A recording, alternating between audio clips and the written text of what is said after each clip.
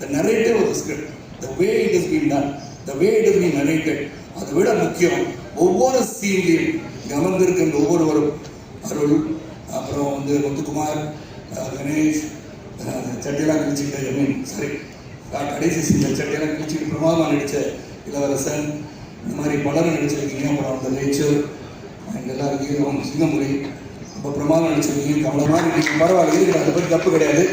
இன்னொரு கலைஞரை ரசிக்கிறீங்கன்னு சொன்னால் நம்ம பாராட்ட தான் கேட்டுக்கிட்டே சொல்ல முடியாது. இருந்தாலும் ரொம்ப சிறந்த ஒரு படம்.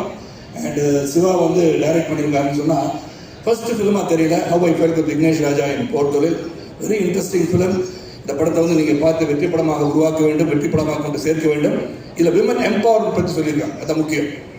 ஒரு பெண் தனியாக வாழும்போது சந்திக்கின்ற சோதனையும் வேதனையும் எப்படி தாங்கிக் கொண்டு ஒரு சிறப்பாக வெற்றி பெற வேண்டும் என்று எண்ணுகிறார் என்பதை சிறப்பாக சொல்லியிருக்க படம் தான் தாய் கிழவி. அது கிளைமேக்ஸில் வந்து ஒரு விஷயத்தை சொல்கிறாங்க, அதில் how a woman should B.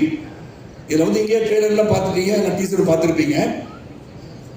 அதாவது சொத்து என்று இருக்கும்போது அதை கடைசி வரைக்கும் வச்சிருக்கா, எங்கே வச்சிருக்கான்னு தேடி இருக்க மாதிரி தான் எல்லாருக்கும் பிடிச்சிருக்கு படம்.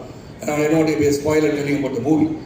அப்போ வந்து சொத்தை முதல்ல பிரித்து கொடுத்துட்டா 6 மாதம் இங்கே நாட்டாமில் வந்துச்சு, 6 மாதம் இங்கே, 6 மாதம் இந்த வீட்டில் பசங்க வீட்டில் போய் வாழலான்னு சொல்லக்கூடிய நிலைமை உங்களுக்கு வந்து விடக்கூடாது. So you B empowered. நீங்கள் உங்கள் சொத்தை கடைசி காலத்தில்